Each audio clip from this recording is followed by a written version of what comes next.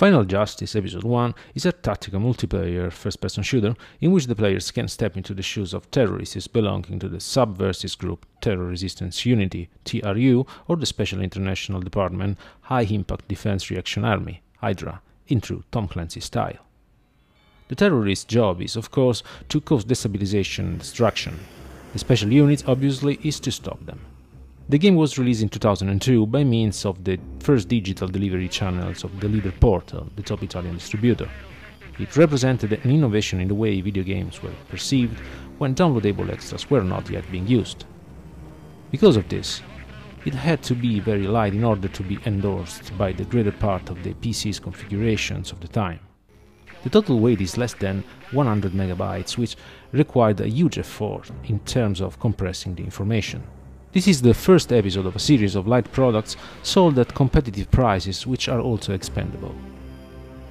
The player has a primary game level and 4 secondary levels available to him, 4 play modes: Deathmatch, Team Deathmatch, Objective and Classic Capture the Flag, and 2 character types. The characters have built-in weapons: a knife, lethal when it stabbed into the back, a sniper rifle with silencer, and a submachine gun capable of throwing smoke as well as flashbang grenades. Another possible tactic is to position plastic explosive on the walls, equipped with motion sensors which explode as an opponent passes. The parameters which the player can choose from allows him to choose between a more arcade-type or realistic gaming experience. They allow you to monitor the friendly fire, the hit location, the weapon damage, to distinguish between enemy and friend, and give the possibility to respawn or not. A small innovation has made it possible to play with a reduced field of view, which decreases the visual angle. As for the actions, the character can crouch down or walk. Airplane. This is the main level and has a medium extension. It can be played by up to 6 players. It's set on an Air Force One style airplane during a nocturnal flight. The gameplay is based on an activation system, deactivation of an explosive device planted by terrorists within the time limit of the game. The peculiarity of the level is that in order to deactivate the bomb, the players in the role of the special units must find an alphanumeric code that appears on 2 panels positioned in different parts of the aircraft and subsequently insert this code in the receiving systems. The code changes at the beginning of every new game. The airplane is made up of different levels that allow you to pass through the aircraft horizontally as well as vertically.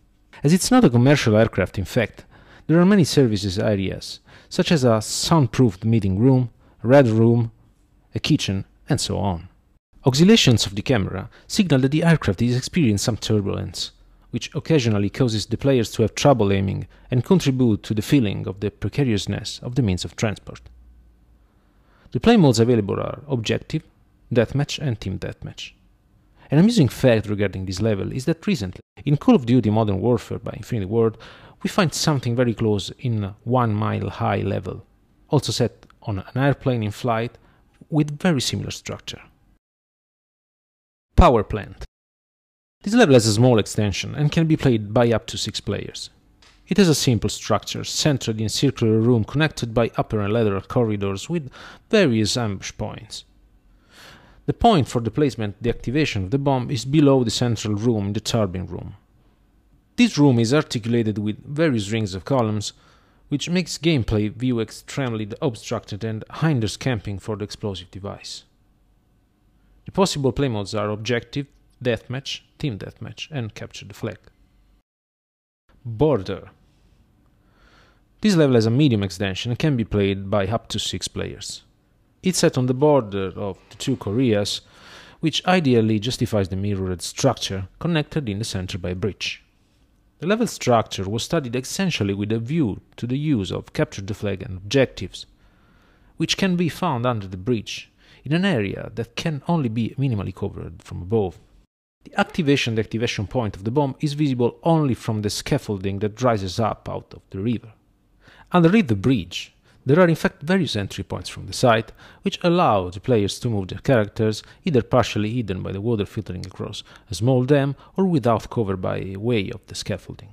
It's possible to exploit the inside of the truck fallen from the bridge in order to go to the water level below by cutting through the middle. Numerous raised points allow snipers access to work a vast area of the level, particularly on the raised point of enemy territory and on the bridge, at least on the points which are not protected by the sheet metal roof. Access to the highest parts is in an exposed area, therefore making it dangerous to attempt to reach the actual position for the snipers.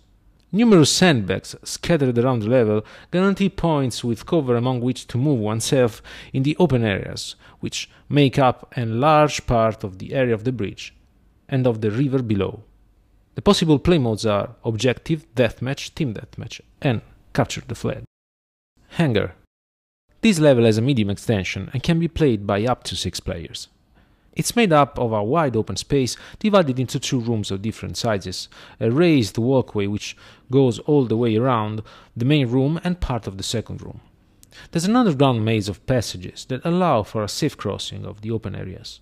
2 raised rooms allow for both offensive as well as defensive ambush. A very long guarded staircase leads out to the upper scaffolding and the crane, an extremely effective vantage point for a sniper, although it's dangerous to reach and to retain.